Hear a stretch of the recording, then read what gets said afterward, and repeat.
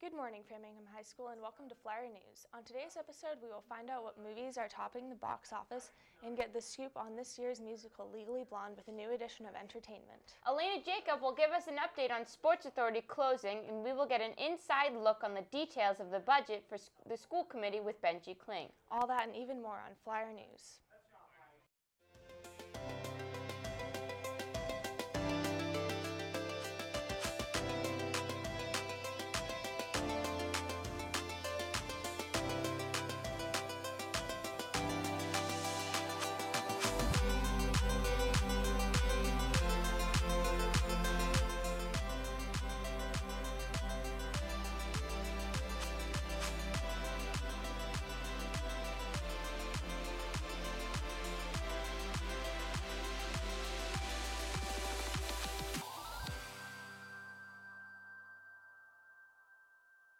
Good morning, Framingham, and welcome to Flyer News. I'm Megan Romine. And I'm Alexine Bruno. Today is Wednesday, May 11th at day 3 with periods running B, A, E, F, G. Up first on today's episode, we're going to be checking out a brand new episode of Entertainment. Cassidy and Emily do such a great job with their segment, so let's not wait any longer.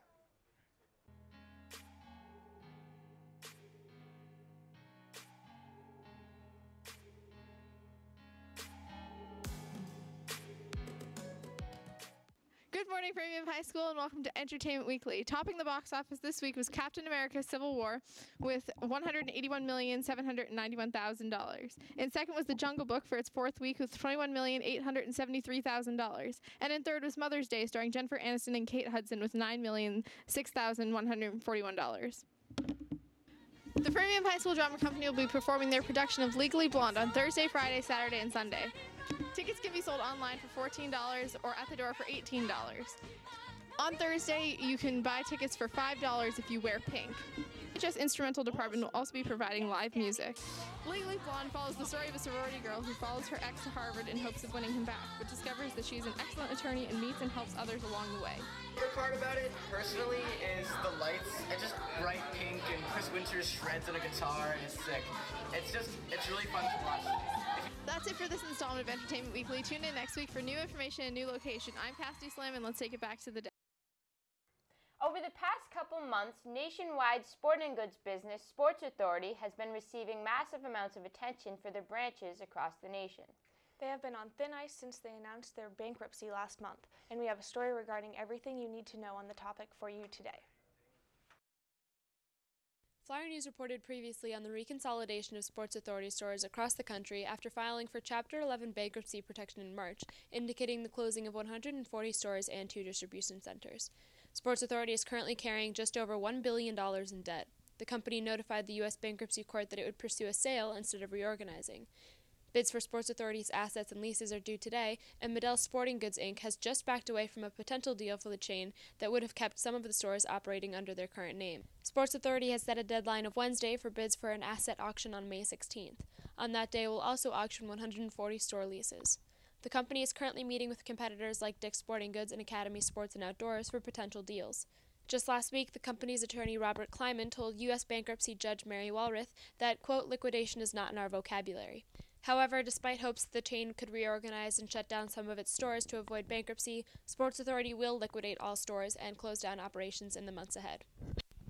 Sports Authority hasn't updated its website to reflect this news, but consumers can expect sales and discounts to accelerate.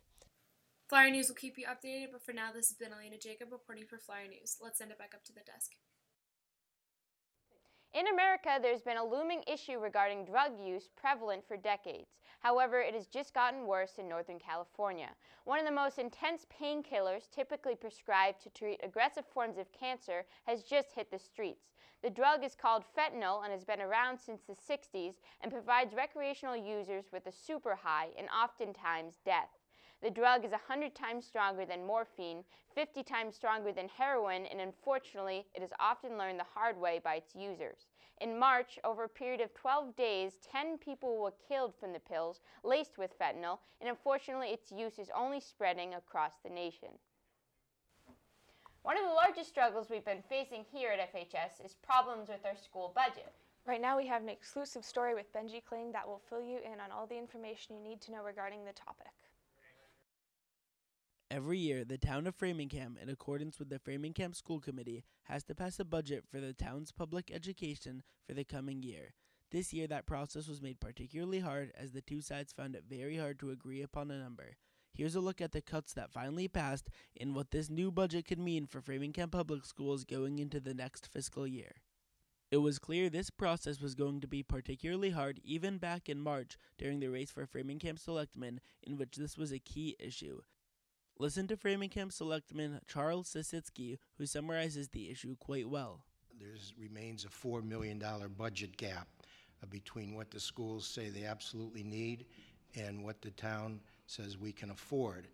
And I believe the school superintendent has whittled that number down to $2 million, but I don't think there's agreement with the school committee on that yet. We need to try as hard as we can to get to town meeting with a consensus number. Otherwise, we could have chaos at town meeting. And very little has changed in the past couple months. So much so that when I reached out to Framingham Public Schools Chief Operating Officer Dr. Ed Gottgart, he told me that the school committee had voted for a budget of a bit under $125 million, whereas the Framingham town had voted for a budget of $120.4 million. The budget proposed by the town would have caused a great number of cuts, including potentially removing the foreign language department in all middle schools.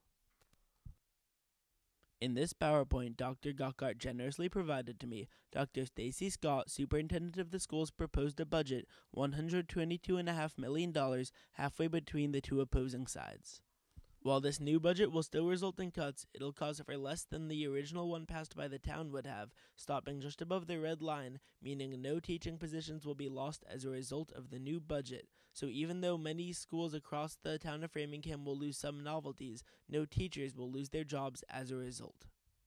As Framingham also recently decided to provide a charter to look into its form of government, both of the people I spoke to on the issue cited this budget issue as one of the primary reasons many town members are looking for a quicker and easier way to get things done without such conflict about the nitty-gritty details. It's an interesting thing to think about as we head into the next year with a new budget that will cause a school that ran out of paper this year to lose more funding. From Flyer News, this has been Benji Kling. Let's take it back to the desk. On Friday, a Framingham teenager was caught by police in possession of several bags of heroin and brass knuckles. After the 17-year-old was stopped by the police and underwent a routine inspection, he was discovered with the items. He was told to remove his hands from his pockets and was searched when he wouldn't comply. Shortly after, police found a pair of brass knuckles with a knife attached and 5 bags of heroin, although the teen insisted he had not used it. The teen was charged with possession of heroin with intent to distribute, possession of a dangerous weapon, and trespassing on railroad property where he was discovered. We've reached the point in our show where we pledge the flag. And today we have Luma in the studio to lead us this morning. Make your country proud, Luma.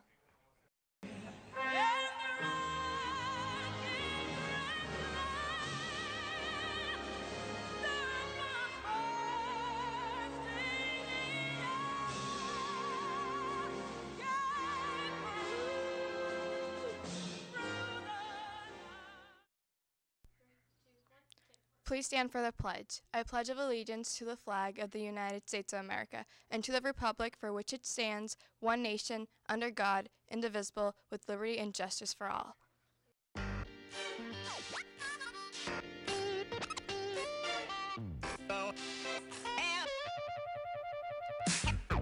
Have no place to go. Have no place to go. Darling, have no place to go. Have no place to go. Good morning, FHS. Today is Wednesday, May 11th, a day 3 with periods running B, A, E, F, G. Today, the AP English Language will be taking place. Also, volunteers are still needed for the Callahan Center Spring Cleanup this Saturday, May 14th at either 8:45 or 12:45, and we have a Legally Blonde promo. Is it on? Oh, I have a 4.0. What, like it's hard?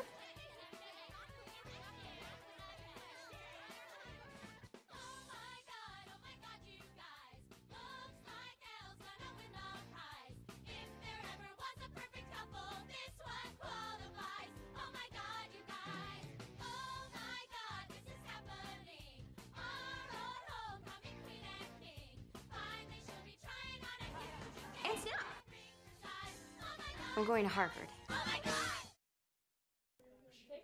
Also, freshmen have an UNO's benefit night all day Thursday. That's it for me. More announcements.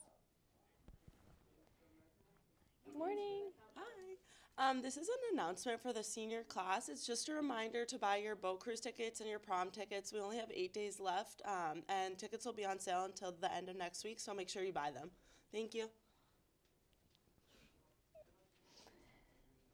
Good morning. Hi, we're with FHS Global Leaders, and we have a fundraiser tomorrow at Sweet Spot.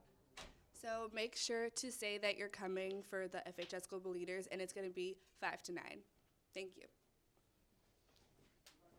Good morning. Good morning. How are you? I'm good. How are you? Great. It's a beautiful day out there. I love that sun is out.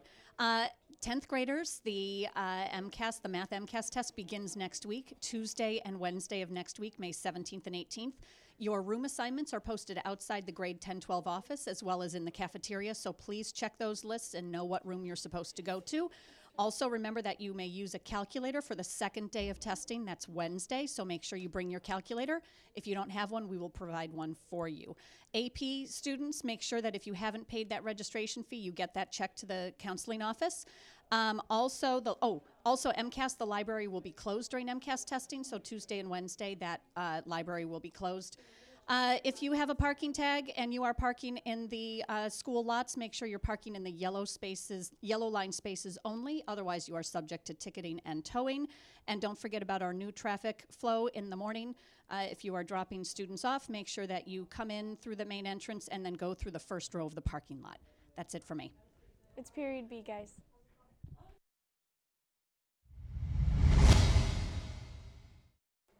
That's our show, FHS. If you wish, you can view this broadcast again on channels 8 Comcast, 15 RCN, and 41 Verizon Fios at 5 and 8 o'clock.